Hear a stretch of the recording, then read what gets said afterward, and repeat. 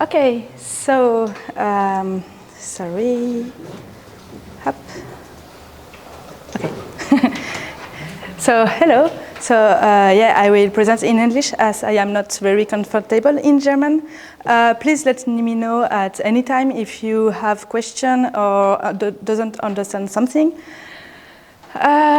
So my talk today is about a project I did to learn how to create 3D characters for animation features.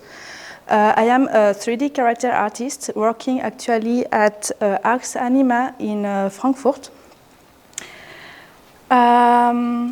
So I tried to make this presentation as easy to follow as possible. But it goes into some depth still, so please don't hesitate at the end to ask questions if you didn't understand something. Yeah. So here is my the character I will talk about. So just.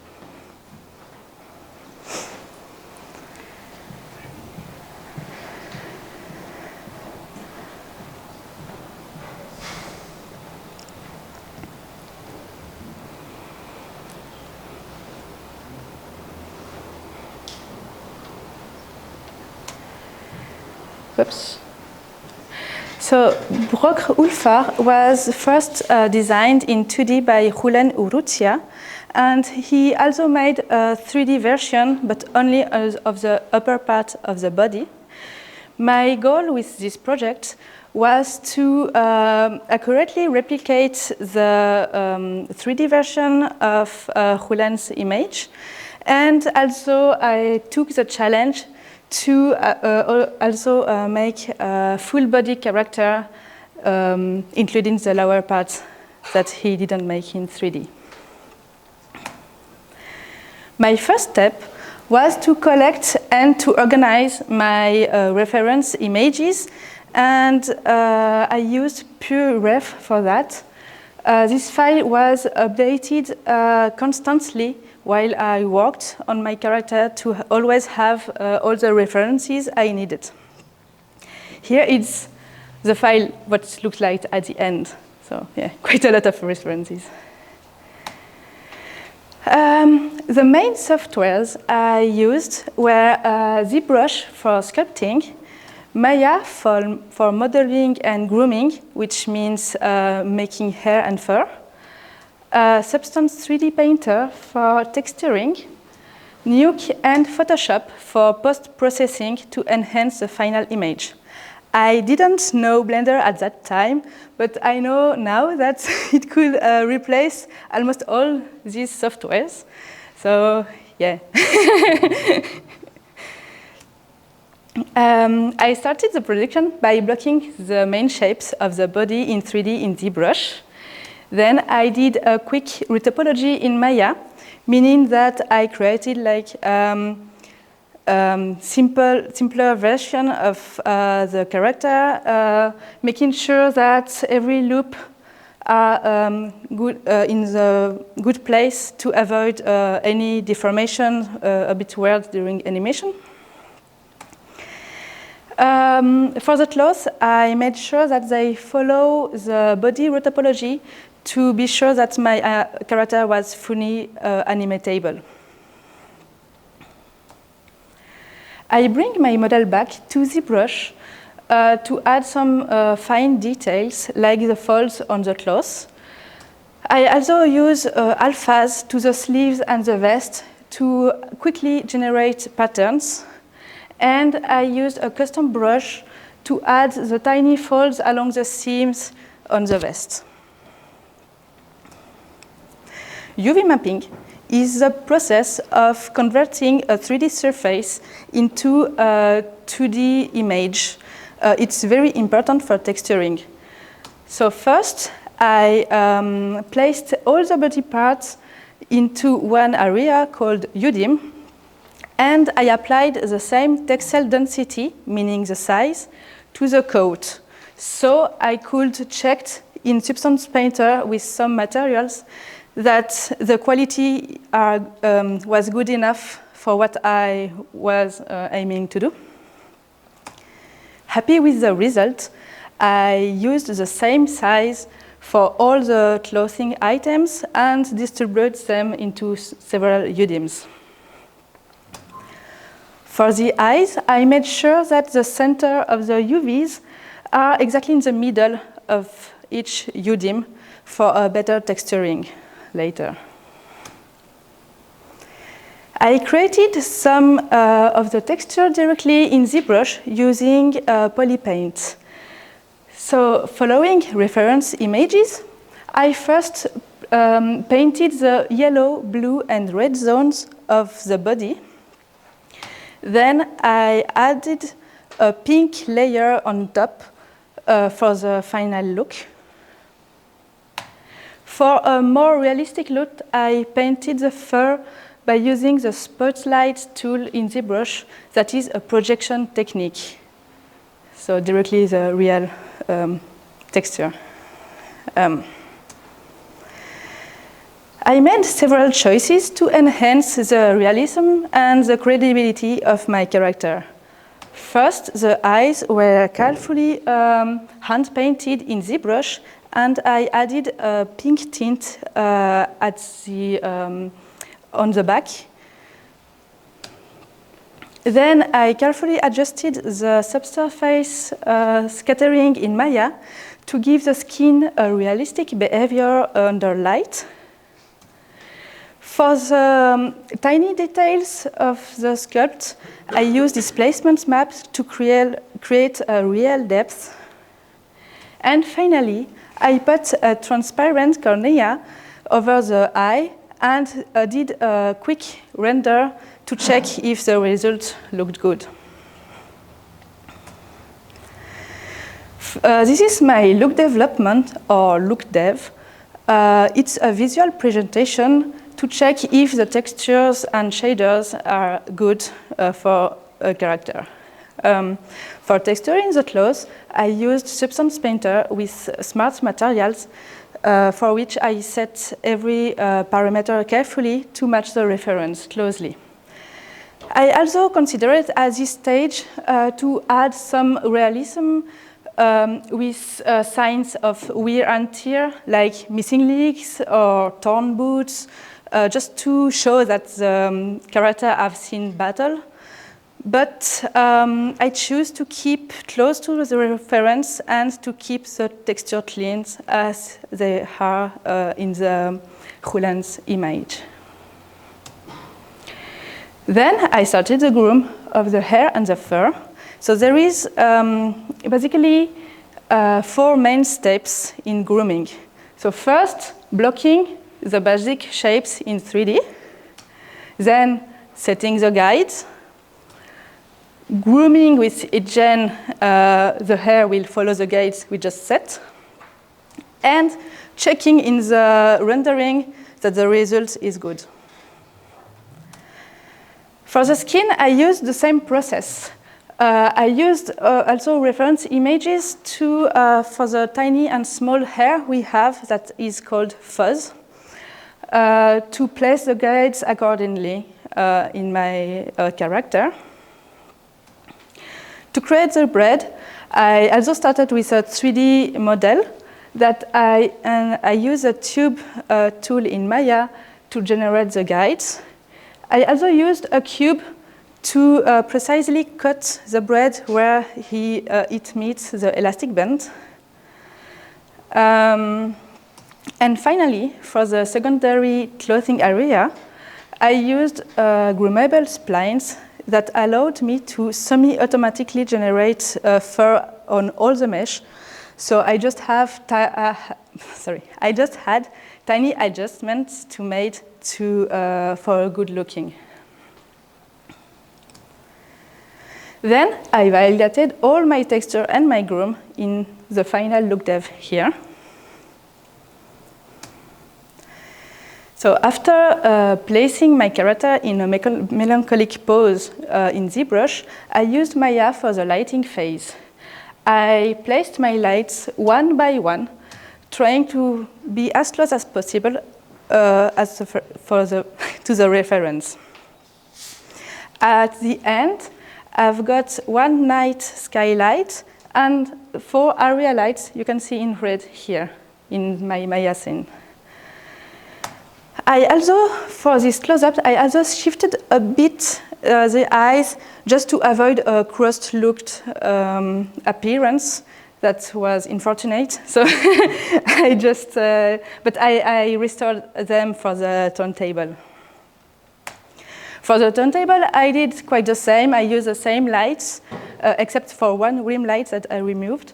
And I just replaced them to be sure that the whole body will be uniformly lighted when turned around.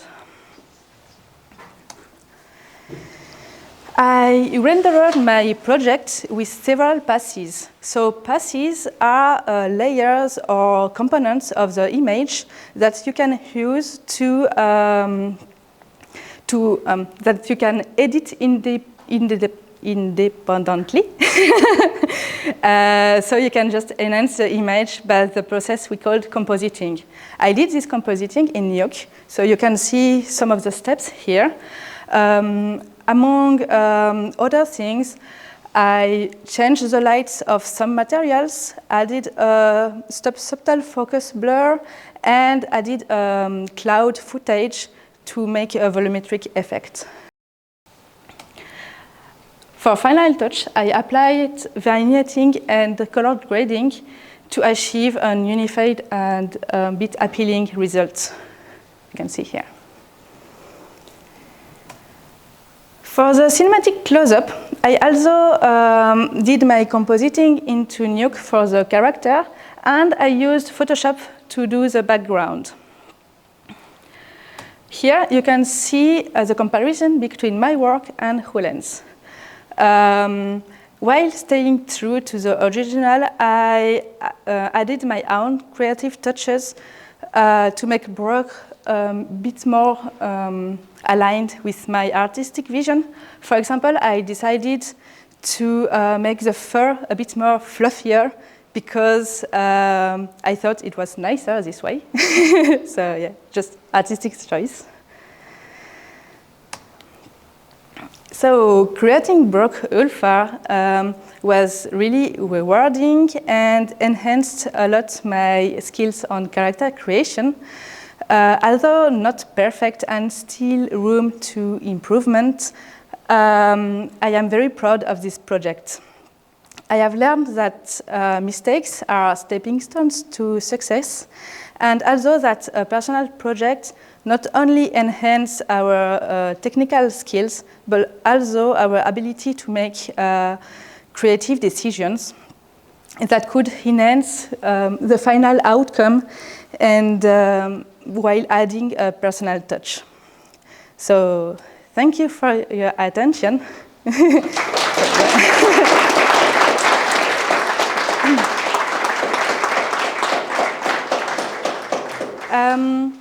If I just added one slide, so if you want to go more in depth, because my presentation was really, just overview of everything.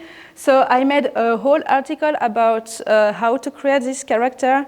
So you can see it here on the blog of the rookies. And also, you can see my entry for the last year Rookie of the Year. That is a contest. So you can see I present both of my characters. So do you have any question? Yes? In the beginning you mentioned nowadays almost everything can be done in Blender. Yeah.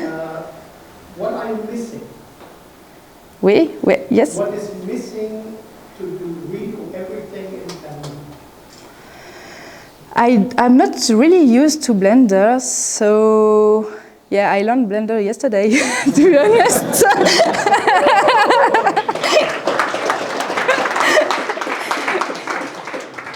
Yeah, incredible workshops, thank you guys. So my question into the community, are we missing UDIMs or are UDIMs already Yeah, so even units are working. Oh, okay, nice. So good to know.